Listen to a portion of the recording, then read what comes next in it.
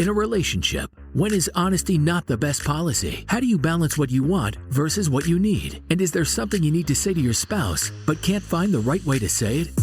If so, then you're in the right place. This is the Lunch with Sandy podcast. With nearly 20 years of marriage under their belts, Terrance and Sandy Jackson discuss a range of topics, provide valuable insights on relationships, and talk about the conversations married couples need to have. So what does lunch have to do with all of this? Well, it's a metaphor for how these conversations originally started. Speaking of conversations, let's get one going. Here's your hosts, Terrance and Sandy. Hello and welcome to another episode of the Lunch with Sandy podcast. I'm Terrance. And I'm Sandy. And as usual, we are having the conversations that married couples need to have. Got a little tongue-tied there for a second. Today's special, we will be talking about rules of engagement or fighting fair. But first, before we get into this bout, how you doing today, Sandy? Bit lethargic. It's raining. All I want to do is sit on the couch and veg out. See, you got to learn from me. You got to learn to be undefeated against the elements. Sitting on the couch and vegging out, it's not going to get that lethargic state out of you. And I know you're sitting there laughing because I took a nap earlier. I'm still jet lagged. But remember, I've been up since 4 o'clock this morning, so I'm entitled to a little nap there. Yeah, me too. Yeah, well, don't talk about it, be about it. So without further ado, let's get right into the spotlight of the week. And this week, I'm going to shine the spotlight on, Shayna Jackson. Shayna is our middle daughter. And while we were away for 2 weeks in Europe, Shayna had the pleasure of taking care of Jax while we were gone. I don't think she was quite prepared I know she wasn't quite prepared for Jax. Just thinking that you can take on the care of Jackson, it just work out for you. Doesn't always work out the way you expect it, but... Well, dogs are like children. They all have different personalities. Yeah. You know, while he likes to cuddle, he's also very hard-headed. I mean, Jax is Jax. He's a dog. I mean, look at him. He's sitting over there looking at us saying, why are we talking about him? Now that that's out of the way, let's get to the business at hand. We've talked about a number of things that we practice when we talk about being or making a relationship as successful as possible. We've talked about conflict resolution and techniques and things like that. But with all that being said, ultimately, a time is going to come in every relationship where there's a clash, a disagreement, an argument. And when that happens, you have to be careful how you deal with that, because how you deal with those disagreements will play a role in how successful the outcome is going to be. Argue? Who argues these days? Yeah, well, you know. Everyone. I think the term argument may or may not be best in the situation. It's better than fight, but it is what it is. When we say fight, we're not talking about a physical fisticuffs, but disagreements might not be as strong as the word argument. And so I guess the question that I have is, when it comes to dealing with those disagreements or arguments, do you think it's necessary or important to have a set of rules or guidelines to facilitate a successful outcome to said argument or disagreement? Yeah, there should be definitely some standard practices. I feel like you don't always figure them all out unless you're in the situation, but I feel like there's some basic ones that everybody can abide by. Well, you know, having a set of guidelines does a couple of things for you. I mean, first and foremost, you know, it sets the groundwork for what to expect, right? And when you have an expectation, I mean, you don't have an expectation that you're going to get into an argument, but when you do, and you have that level of expectation, you know what to expect.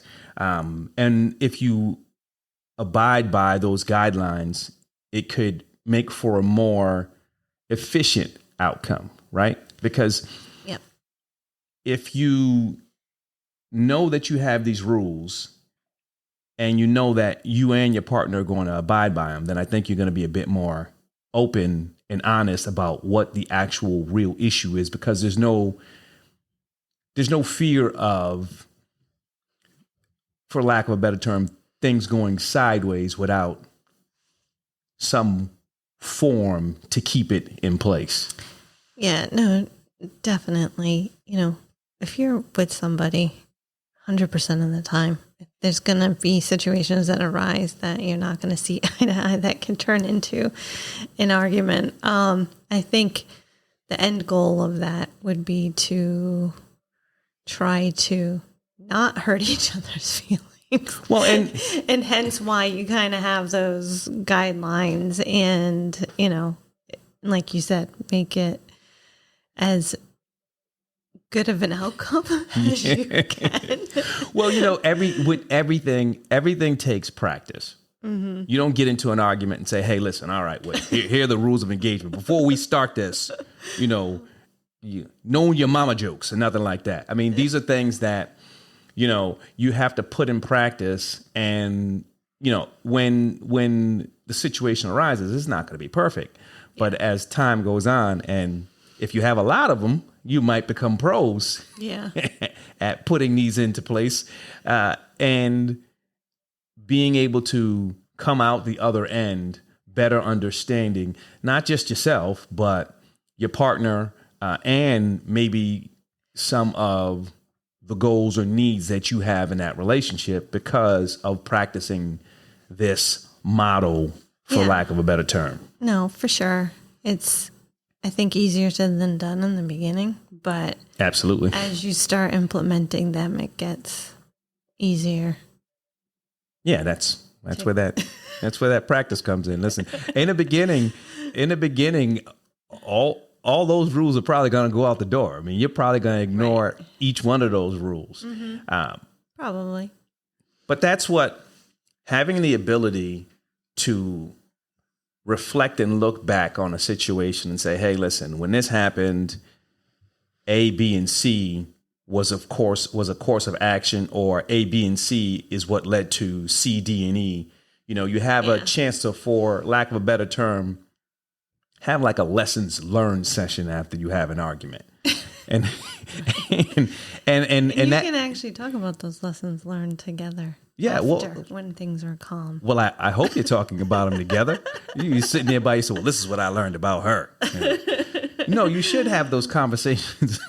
Well, learn about yourself. Well, no, when I say lessons learned, I'm talking about as a couple, because you're presented with information that can lead to more effective communication, more effective problem solving or problem resolution. And if you keep that to one side, it's not effective. It's only effective for you.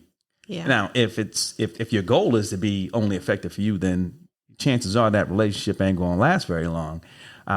But when you have the opportunity to do a lessons learned, it should be the both of you. And now you can look at the situation, and once you have all that information and you look at what happened, you can prepare as much as you can and say, hey, listen, the next time we have an argument, we're not going to do A, B, and C. Right. Because it's going to cause C, D, and E. And whatever else comes after that might be F, because, never mind. So I do think it's a good idea to have a set of rules of engagement, or rules to help you fight fair, for lack of a better term. And I use the term fight, but I don't use it in a sense that, again, I think fight is a strong term. And listen, some arguments will lead, and I'm not talking about physically. None of this is physical. Right. But I feel like the word fight kind of refers more to physical. Well, I think arguments is a good. Well, you think about it. If we had a big blow up and you called one of your friends, or you texted one of your friends because nobody calls anymore, and said, yeah, we just got into a big fight. I guess. I'm just trying to distinguish that fight from, like I said, the fight where you step across the line and you don't know what happens. I'm not talking about with me. I'm not talking about, listen, none of this is physical. I'm just saying.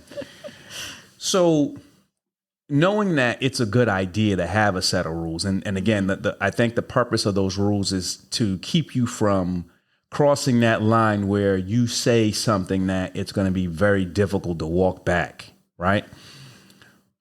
What are some of those rules that you think should be in place or would better help lead to an effective resolution when dealing with an argument? So I would say number one for me would be trying to not say it purposely hurt the other person. And again, we don't mean physical. I mean, like if my feelings are hurt, I just want to retaliate and hurt your feelings. I know what it feels like. Yeah, I do think that I do think that there is a certain level of composure that you actually have to maintain. Yeah. Because things get heated, and when you don't maintain that level of composure, you may say something that you can't take back, that you can't walk back, that may trigger something in the other person. And again, words hurt. Yeah. And people will say, oh, well, whatever. When you say something, yep, even if someone has the capacity and willingness to forgive what you said, mm-hmm, that doesn't mean that they forget it. Right. And when you do something like that, I think it really detracts from what the actual issue is. And if you're not dealing with the issue, you're just taking stuff and you're throwing stuff on it. The real issue is probably not going to get resolved. You're going to spend most of your time. If you hurl a word at me, chances are I'm probably going to hurl a word at you. Right. And now we're in this back and forth, and forget about what the actual issue was. You called me a mother, whatever. You know what I mean? And now we got to deal with that. Yeah. Well, right. And I think, that would always be my first, well, it used to be, I should say, is my first reaction. So, having to, walk that back and not purposely, it might not even be name calling. It could be like, I know that this is going to upset you, so I'm going to say it anyway. And it doesn't actually have to even be words. It can be actions. Right. I mean, you can walk around slamming doors and, kicking my sneakers or shoes or whatever. But I think one of the ways, so what I would say is that's a good one. I think how you make sure you maintain your composure, I think initially is you have to keep calm. Yeah. And the reason why I say you have to keep calm is because although you're in the heat of the battle, we'll call it that, when you're calm, that interaction is more of a conversation and it's easier to communicate. When you're calm, it's easier for you to actually take a step back and let the other person communicate what it is they're feeling or have to say, and be more receptive to what it is that they're actually saying. And again, if you're also calm, it helps you maintain that composure, because if you're not calm, you're flying off the handle. Well, yeah. If you're not calm, it probably isn't doing very well for rational thought. You're probably being a little irrational, mind going in 10 different directions. And, you might not even be able to basically, say what you mean. Yes. Because you can't even communicate properly. Yeah. And you know what a good idea is, particularly to help keep that calmness. And this is going to sound a little funny, but having a safe word. And I'm not talking about a safe word in that sense. What I mean by that is, so when you get into an argument or a disagreement, obviously tempers will start to flare a little bit. Yeah. And each person's, your capacity for dealing with a certain level of stuff might be different from mine. And so you might be at a point where, listen, you're at the border of what it is that you can actually take in that moment. How do you let me know that? If you, I'm trying to, well, listen, That'll be our safe word. having a word that attempts to, or signifies to your partner that, all right, listen, you're about to overstep a bound, or you're pushing me past my limit, and we need to bring it back. See, and I would have said more like calm breathing techniques, or like waiting a few seconds before you actually say what's on your mind. But we can go safe word. Again, think about it from this unicorns. perspective. So you can have a technique that calms you down, right? But everyone has limits. If I keep pushing the button, how long before that breathing technique stops working for you? And from my perspective, if I don't know that I've reached that point and I keep going, now it's a situation where I get it, you're upset, but at the same time, I may not recognize that I'm pushing you past a particular point. Yeah. So from the perspective of making sure that when talking about these guidelines, they're effective, you may want to consider a safe word. I'm just saying. And not or a safe phrase. We talked about conflict avoidance techniques. There's juice boxes in the refrigerator. When I say there's juice boxes in the refrigerator, you don't overstep the line. Yeah. It's a signal that you need to step back. Either that or, can't talk about this right now. I think that's the other thing. Like, you shouldn't already be upset kind of going into it, because then you should probably take a step back and take a few minutes for yourself to collect yourself before you start. Because I know there's been times where we're like, we can't talk about this right now. Yeah, and that's fine too. And I think that I would say that probably is a safe word or safe phrase, right? Because the tendency is, and the communication has to be open on both ends. The tendency is, when you have something on your mind, you want to get it off. Yeah. And if the other person is not receptive, sometimes you don't care about that. And I'm not saying you. What I'm saying is, in the heat of the moment, you're not concerned about that. But if you have a communication, or if you have a set of rules where it's stated, when I say this, I need you to A, B, or C, back off, step away, or not talk to me for a little while, then it's established because it was communicated beforehand. And that's the key. If you're in the middle of an argument and you say to someone, I can't talk to this right now. I can't talk right now, or I don't want to talk right now.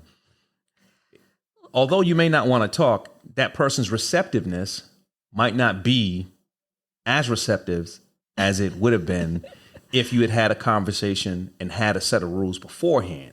Right. That's why it's important to make sure that if you're going to have a set of rules, everybody knows what those rules are, and you start practicing them. Yeah. Well, and that kind of brings up another point. Like, obviously, you have to listen to each other, but you can't just say your point and then use your safe word or phrase and be like, I can't talk about this right now. Well, no. Yeah, I mean, leave the other person to stew in their anger. No. Listen, I think, that brings up a good point. You have to be able to listen and let each party has to be able to listen and let the other party make their point. And they have to be able to do it without interrupting. Yeah. And I say without interrupting because when you interrupt someone, it's not so much that you're listening to understand, it's you're listening to respond. Yep. And you're not really being receptive to what their feelings are or what their message is. Yeah. And you can't be in a situation where you say, oh, hey, okay, go ahead and make your point, or I've made my point and now I don't want to. I don't want to talk. Should be like boxing rounds. Well, and there she goes with the battle. You say your peace of mind, I say my peace of mind, and then we take a break. Well, and I think I think everybody in their separate corner. When I talk about the safe word or safe phrase, I'm not so much saying, all right, it's an indication to stop having the conversation. Yeah. I'm saying it's an indication that what you're doing at that particular point in time, or what you're saying at that particular point in time, is bringing me to the edge where I'm no longer going to be able to maintain my composure. Mm-hmm. And so I want to give you an indication that I'm near that limit, so the conversation can be redirected back to something that's going to be effective in working towards coming up with a resolution of whatever the issue is. Yeah, because you certainly can't just keep going around in circles either.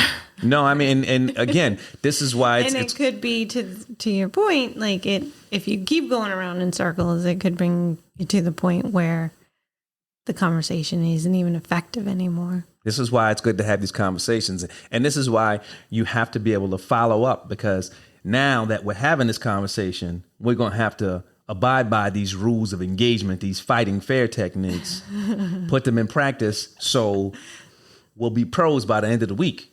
Yep. No, it won't be the end of the week. We don't fight that much. But when we do, woo,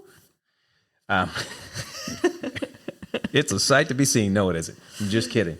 The other thing that I think it's important from the perspective of looking at, rules or guidelines, I think it's important, and it's hard to do, stay on topic and focus on what the actual issue is. Mm-hmm. I think when we tend to get, and when I say we, I'm not talking about us. Remember, this is not about us. It's about the general population.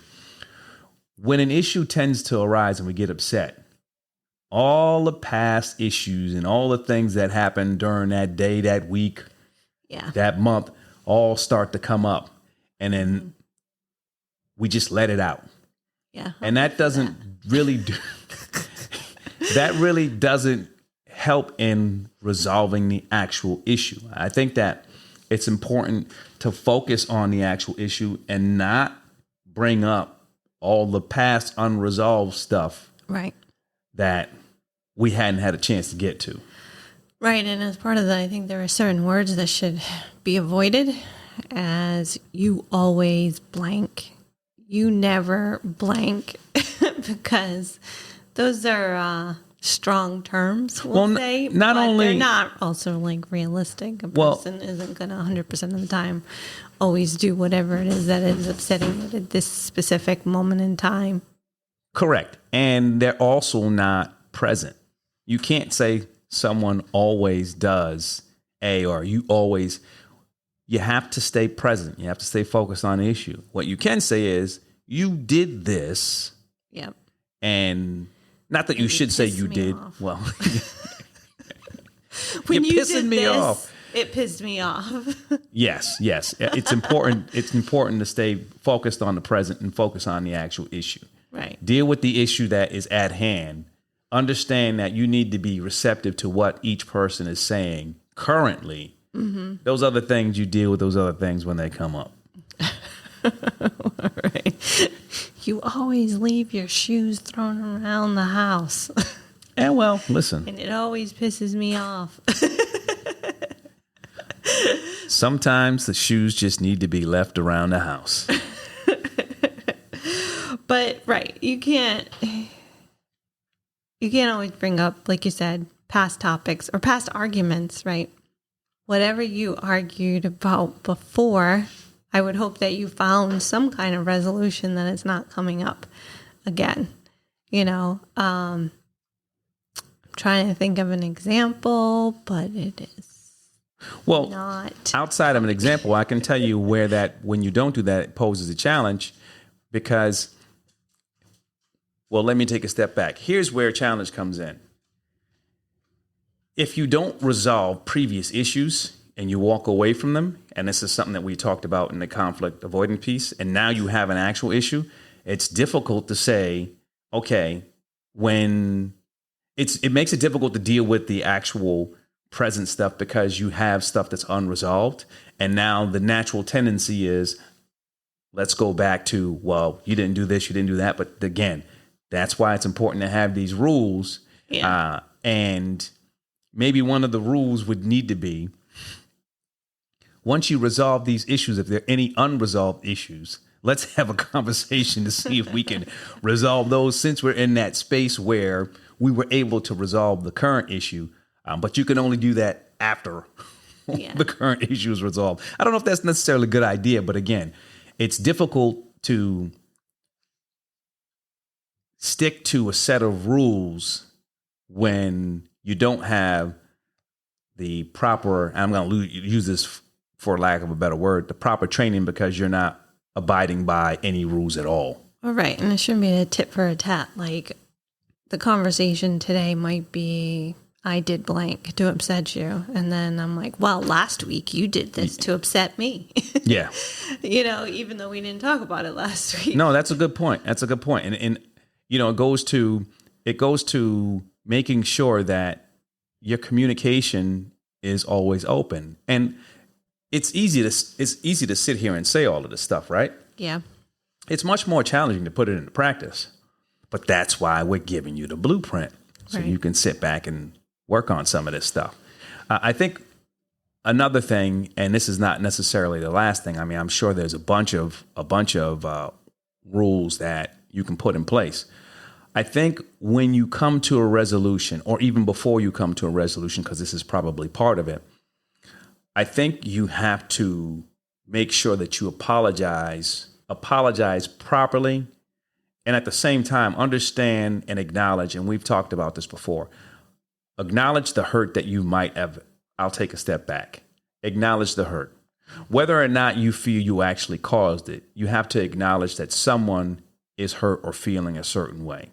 Yeah. And then you have to be able to accept whatever responsibility that you have in creating that atmosphere where that person felt that they were actually hurt. And I know that a lot of times, I mean, we're human beings. A lot of times we don't want to be accountable for a whole bunch of stuff. Yeah. But in order to be effective in any relationship, and in order to have true resolution and to be truly sorry for something, you have to hold yourself accountable. Well, I think some people have a hard time apologizing because then they feel like they admit that they did something wrong with that apology. I feel like you can still apologize without it being that way, just empathize and say sorry.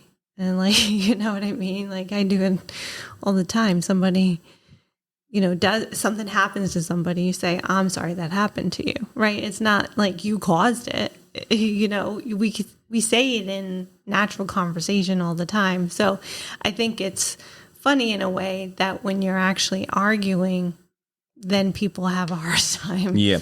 And I hope using that term. And I hope that when the apology comes, it's more than, oh, I'm sorry that happened to you. Because again, whether or not you feel you've done anything wrong, if you care about that person, acknowledge the fact that something that you did or said has hurt them. And because of an action or word that you took, you've hurt them. So being truly sorry for that is something that you should own. Don't be sarcastic with your sorry. Well, yeah, listen, and don't be sarcastic with you're sorry. Because you can definitely be sarcastic and hurtful still with the word sorry. And obviously. Oh, 100%. According to the other rules, we should not do that. Yeah. So in summary, as much as we try to avoid conflicts and utilize all the communication skills that we've talked about, at some point in every relationship, there's going to be a disagreement that could lead to a fight. Like I said, I'm not talking physical. It's in order to better resolve the issue and to be sure you work to understand whatever that issue is, you should set some set of rules or guidelines to help navigate when you get into that situation to come to an effective resolution. If this is done correctly, you may have a better understanding of yourself, your partner, your goals, and basically some of your needs. That being said, it's time for my realization of the week. Okay. You know what I realized this week? What's that? I realized that you have to be mindful of the effects of spreading yourself too thin. Sure, people tend to balance a number of, priorities and things.